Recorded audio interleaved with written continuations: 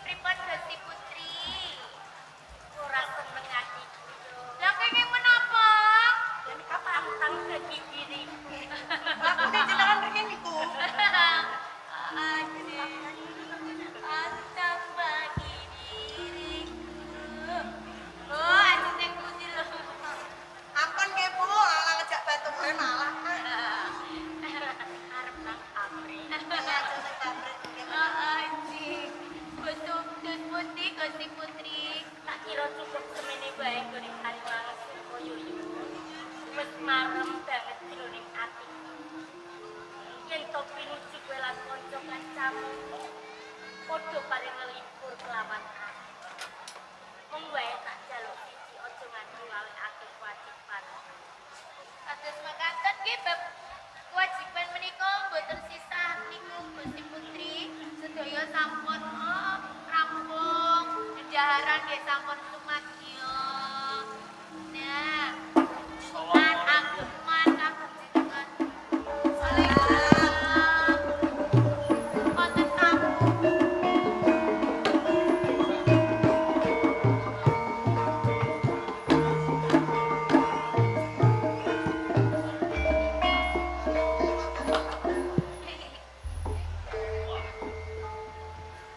Karet nggih.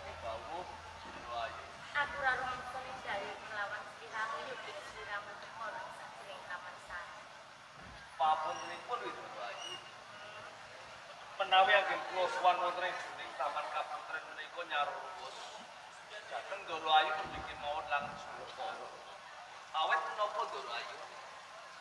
Ngantos kula wani sowan wonten sajroning taman kaputren kula nampi dawuh saking Ndoro Tenggung Prabu Semi Ndoro Ayu. Untuk dawuh saka Paman Prabu Semi. Ngaturaken awala pojok kersanipun Ndoro Ayu Ratu Kambang. Apa sekiranya kirus-kirus nawala Babar pisan dereng mangertosi Ndoro Ayu. coba atau keleng pengarpan. Matur sanget. Menika nawalanipun.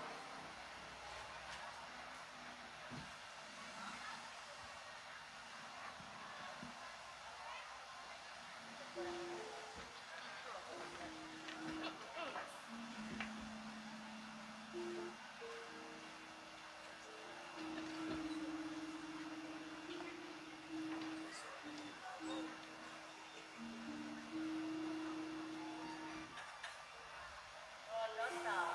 Mboten kulitan mleboke kok. Gorepon.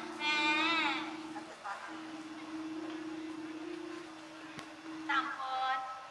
Rene iki karep. Enggak. Matur sanget. Aku ngono. Kados makaten nggih matur susu. Karepe Dawuh Ndoro Ayu. kandak kae kelawan Paman Prabu Semi.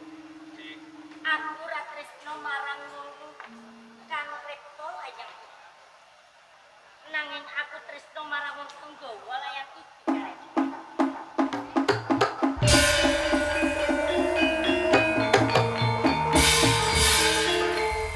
Ndoro Ayu. Nembe kemawon ngendika. Ndoro Ayu boten tresna kalih pawongan ingkang rekta nawala menika. Nanging malah kapara ingkang tresna ingkang ngaturaken nawala. Deripun dos pundi Ndoro Ayu?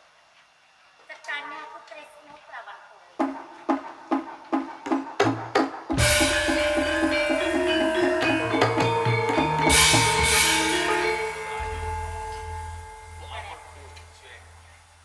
Beperpisan aku. Kula menika wonten ing Demak Bintara menika namung cekap abdinipun Ndoro Prabu Semi.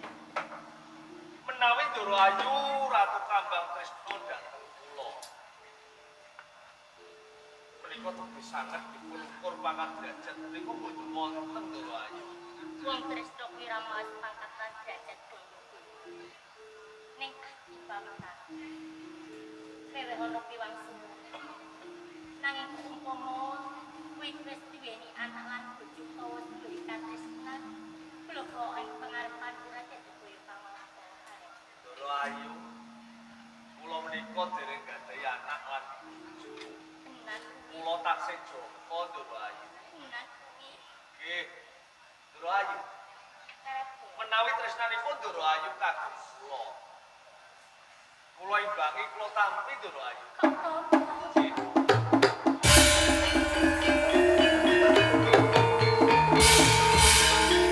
Nggih pamuntenipun nggih Ndoro Ayu. Wong kula niki bukan saking dusun. Menawi mboten gadhah sumbu-sita dhateng Ndoro Ayu pamuntenipun. Karen-karen. Rumangsa marungan sering aku misi aku bilang sulan. Orang cerita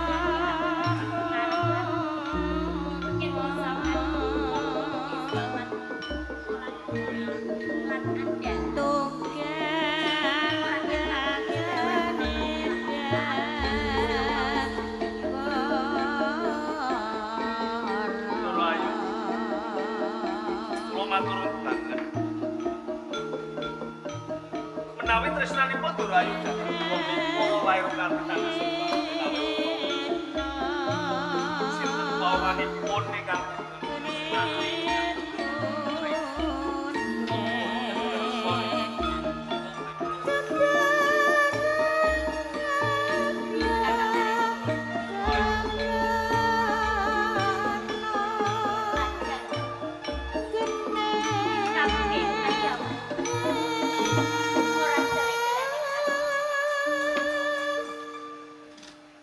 kegerane wong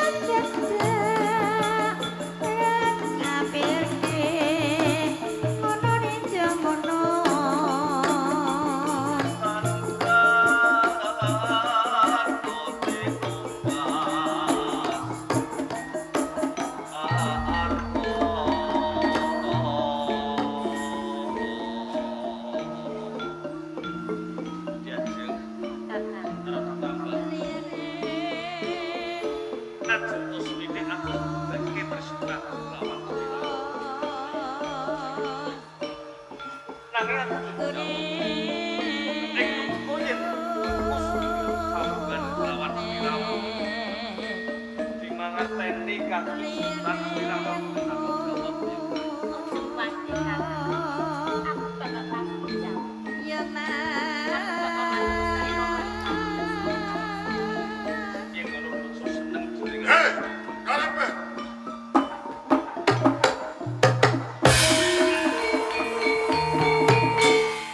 Sokeh kendel Bonowadi Karepet. Kowe mancing oleh taman Sarigoja. Marah ratu ngambang calon garwa. Pawan, ojo aton ngucap. Gelangap-gelangap tembungmu. Yen kepengin njaluk lawan calon garwa. Ratu Kambang calon garwa. Yen pancen kowe penjaluk langkai sumbangan Karepet. Karepet. Ing papan kelebatan topi. Gabut dari sisi ratu ngambang. Ya, Kenapa calon garwaku totoane lembari jalan. parat. As, jalan. Karepet. Pawan, Untuk matang satrio. iya. Kalamun kuen janji juga kami dengan tunda. Ayo, ing papan kitem tuh, Karepet, opa tuh sing temen ke pati. Pelakon sigar merapat. Tak tamanian, blok-blok asem bakal beruntung sudah papan itu.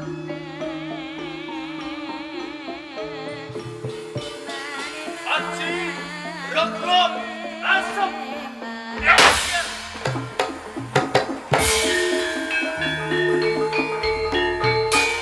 Om, Racumbus kok pundangnya segini Karepet. Kembali ngaji juga Wijaya. Saya lagi ngerasa gaji lo perkasa. awan, Yuk, kaping pintu. Siro bakal tamani aji noron utama. Marang sopo sing taman aji noron utama bakal lembur saja. papan ke papan ke. Aji noron utama.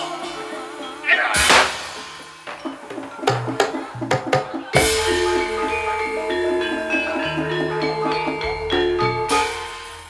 Rok asem ora temomo ning dadaku. Angka pindu. Ajin loro toko. Wis bocah iki. Apa sing duwe? Sosok gawa. Aji sosok biru. Ya.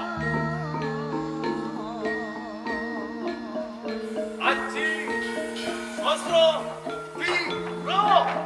Ya.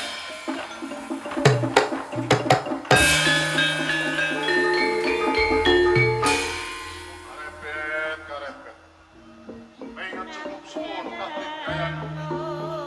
Rok asem norong toko. Aji sosok biru. Ora temomo ning dadaku. Awan. Aku percaya yang wis sepi. Marang sapa wae sing taman aji terune. Mesti dheweke bakal tumekalipan nanging kowe ora tumomo. Kamangku ing jagat persilatan. Marang sapa sing tamani aji mau dene Handar Deni aji tameng mojo sing duweni aji tameng mojo mung cukup Kanjeng Sultan elo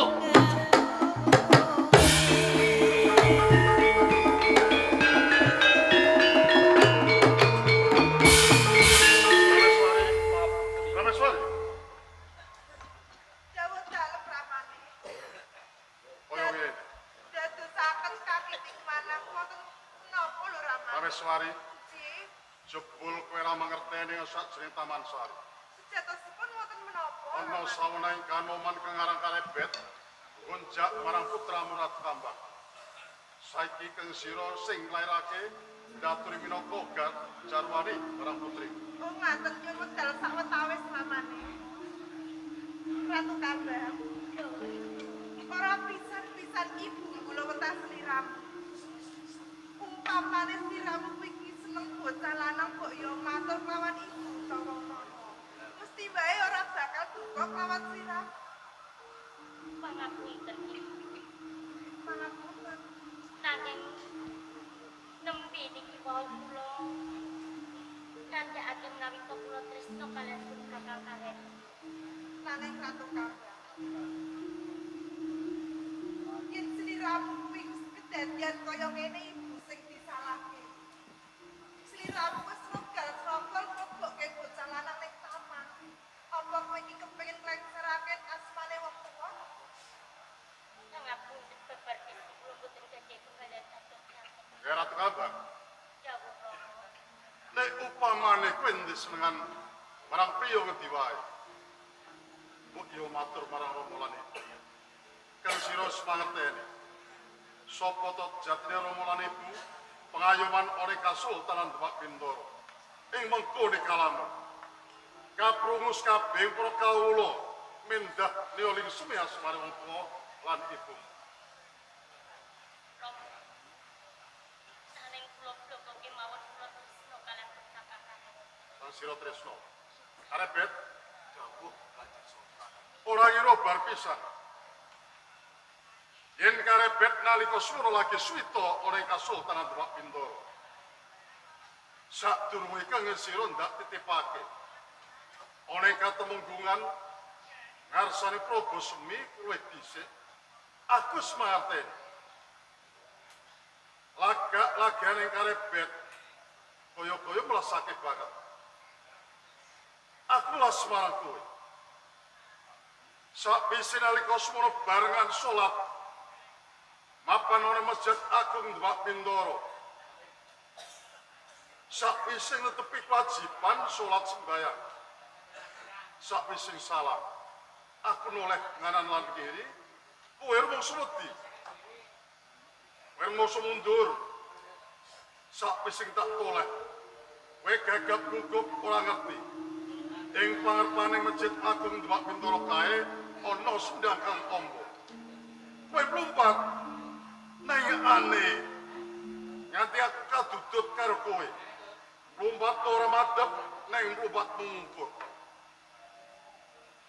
Kowe ndak celuk ndak undang kanggo supaya ngadep karo aku. Ing Kasultanan Demak Bintoro kowe tak tampa minangka abdi ana ing Demak Bintoro. Saiki tak titipake. Malah kowe kumelancang, atul gendung, atul bagus, mlebu ing taman saring gojak marang putriku Ratu Kambang. Apa kowe ngene cak-cakane? Nyuwun ageng papunten Kanjeng Sultan. Kula dudu menawi kula lepat. Menawi Kanjeng Sultan badhe matrapaken widono dhateng kula. Widono menapa badhe kula sandhang. Kaya ngono. Prabu Swi, Dawuh. kene.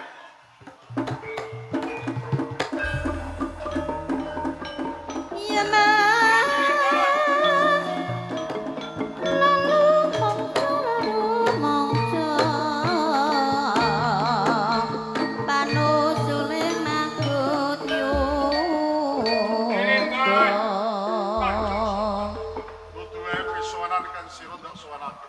Nggih, Mesti kaget atimu, kaget pindho si tinebak si melepat Kanjeng Sultan. Prabu Swi. Dawuh, Kae sapa? menika karebet Nalika semono ndak titipake karo kowe. leres Apa wis bu ulang? sampun Ulang apa?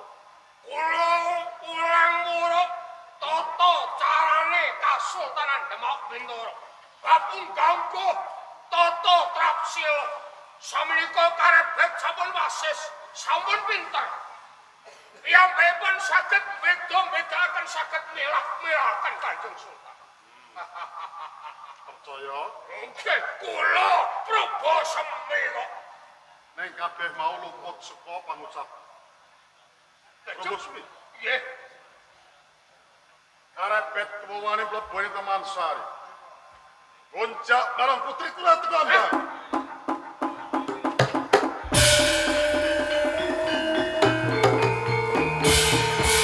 nuwun sewu. Hek! Kowe kok kurang ajar. Kowe kok seluntangan. Kowe kok wani goncak Gusti Ayu Ratu Kambang. Lho, pangkatmu kuwi apa? Lamun kabeh motor lakoni kudune ayo dilebokno kabeh.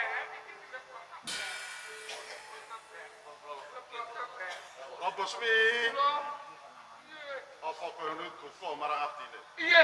Nek duka kuwi sing tenanan. Iya, dereng niku dereng Kanjeng Sultan. Eh, Kowe delajikan atur bagus, eh? Kowe iki mawas. Kowe iki sapa? Kowe iki gedhi banget, Demak. Kowe iki mengabdi, eh? Pangkatmu kuwi apa, Bet? Lamun ngono kuwi yo dilebok karo Bet, Nuwun dilebok. sewu lho Ramane. Sari. Kula ugi Supriya sanget dados Prabu. Anggenipun duka kalian karepet menika keboten tenanan. Wontenipun tutup-tutupi lho Ramane. Apa Suwi? Lah, Lebokno lagi ping pindho. iya. Iya, biasane kula ping 7 napa kok. Ya piye? Nglebetaken. Oh. Senajan kowe bendarane, Nggih. aja nganti mbang cindi mbang cilatan, Nggih. welas asih marang karepet. Nggih. Nek kleru diklerokke. Nggih. Ya, Krentu bener, kan? Nggih. Krentu. Oh, kleru. Karepet menika krentu. Ah, sing tenanan nek Nggih. duka. Kowe iki kurang ajar Iya. Bet pancene Bet. Kowe iki ora tata babar pisan. Ya ora ya Bet. Kowe iki kok celontangan, eh? Oh iya. Niki minangka dadi abdi kowe dititipake katemu kowe aja sini-sini aku lebet. Kowe sini-sini aku. Kowe nek ngono kabeh malah kudune kowe iki mawas ngono. Aja nganti dirajikan. Iki aku kudune dilebokno lebet. Nuwun sewu Prabu Semi. Nggih. Janjane sing mbok tokke, mbok lebokke, mbok tokke, mbok lebokke ki apa?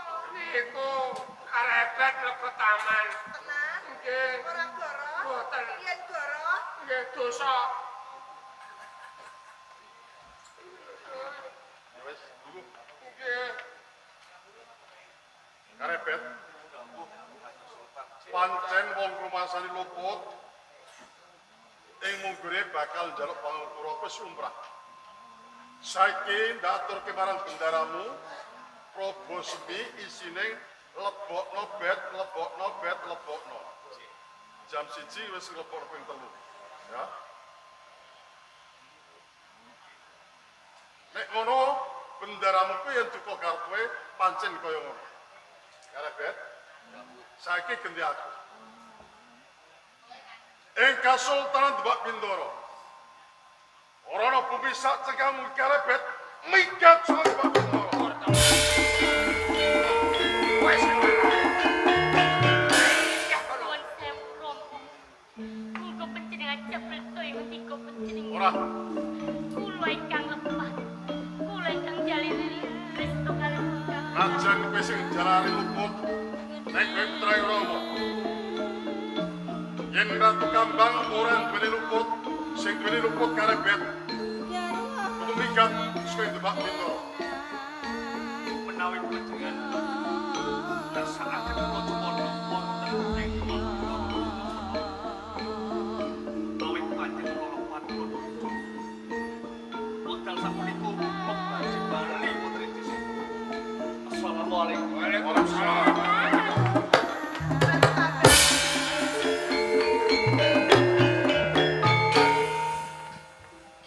Pun betul sakit pengkare. Ratu Kambang. Wis ora usah mbok tangisi, ora usah mbok kendhani. Mergo karepet iki wis lumut.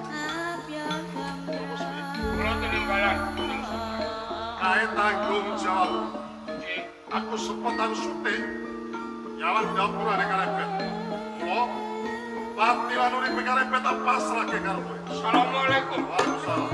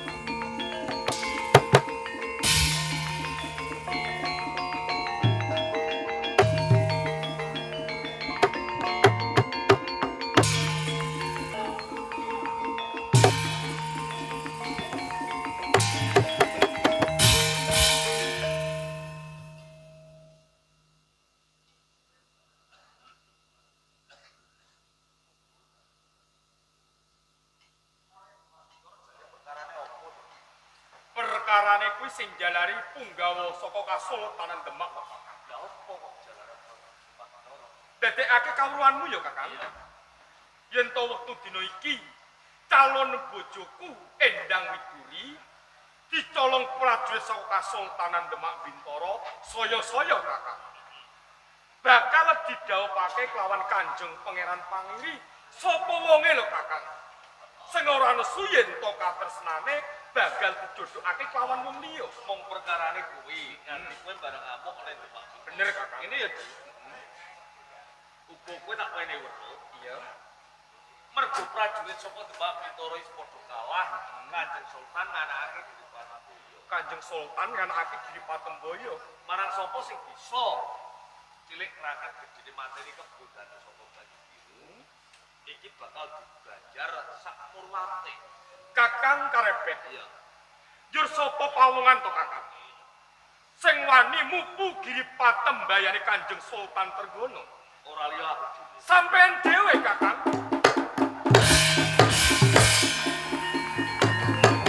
Kanjeng karepet.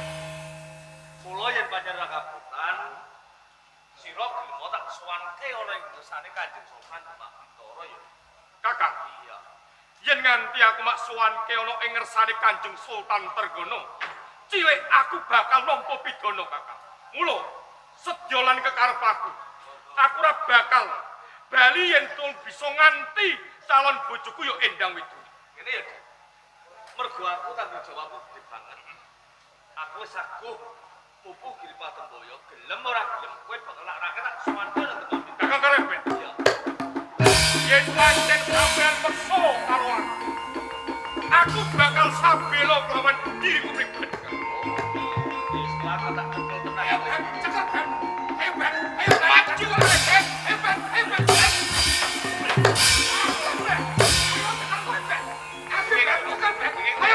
Ayo Ben.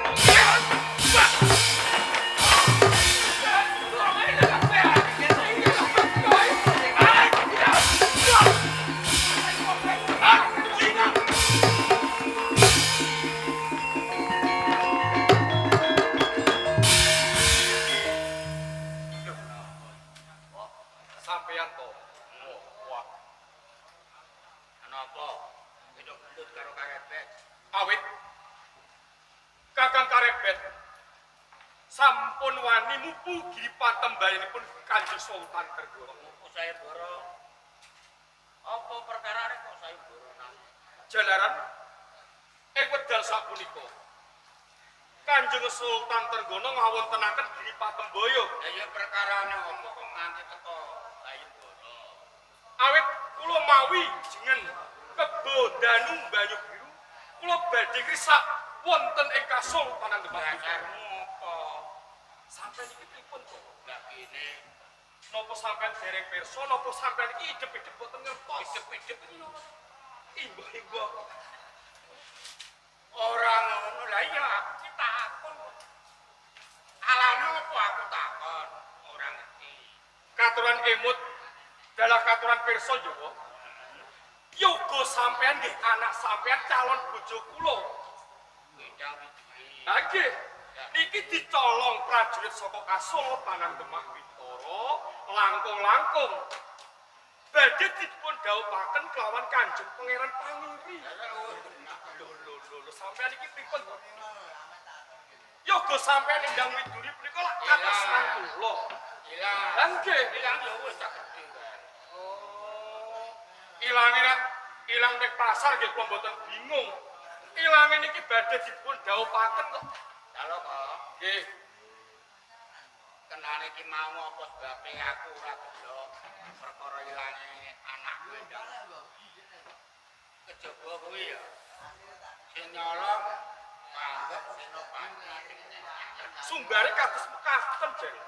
Iki tenane Lajeng sinten? Insyaallah. karepet. Kakang karepet. Ya, Dasaripun aku sing ngomong. kenging napa sampeyan ngapus ngendika kados mekaten. Mergo karepet iki saiki dipecat saka Demak. Mongko isih pengen dadi prajurit ing Demak, kejaba iki cedhak karo Ratu Kandang.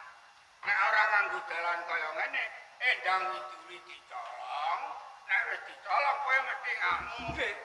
Nek kowe nganggo jeneng Kebondanu Banyu Biru, wong Demak mesti do kalah. Leres. Lah nek wis kalah mesti sayembara. Kedadian iki sayembara sing ngleboni Karebet. Kejaba kuwi Endang Widuri dikabarke arep didhawuhke Pangeran Pangiri. Leres. Kowe ngerti ora Pangeran Pangiri? Boten. Pangeran Pangiri iki isih jambang bayi, isih nyanggo hidungan, juga dicope dan Oh, pancen kabeh iki mau aku sing gawe tata. wonun sewu. Ya, Yen to wonten lelampahan ingkang kados mekaten, niki wonten tetembungan. Bani. Jer Basuki mawa Prabiya. Basukine Kakang Karebet saged dados prajurit ing Demak. Prabiyane kok badhe nampi pidana wonten ngersanipun Kanjeng Sultan Dadi Trenggono. Prabiya kang utama iki kira-kira kowe gelem ora? Nggih purun nanging nek kula dipidana. Nak dipidana iki aku. Estu lho. Lho, wis to, mengkono dedele kulitmu aku. Nggih yen ngoten kula manut kemawon. Ini Bet, Nggih. ya tanorane Arya Saloka kudu sowan ing Demak. Ya mergo iki kabeh wis iki lakon-lakon Arya Saloka Krida utawa Tandhi. Sarene wis ana paripurnane. Lakon iki lakon pamungkutan, upamane ana kekurangane ya njaluk pangapura sing Leres. Ila sedaya para warga wonten ing Tlaga Ayu. Tlaga Ayu nderekaken sugeng putur, sugeng pisan, sugeng penanggih ing bidang sanes wekdal. Wabillahi taufik wal hidayah. Wassalamualaikum warahmatullahi wabarakatuh. Waalaikumsalam warahmatullahi Nderekaken sugeng putur. wabarakatuh. Pawiyatan pun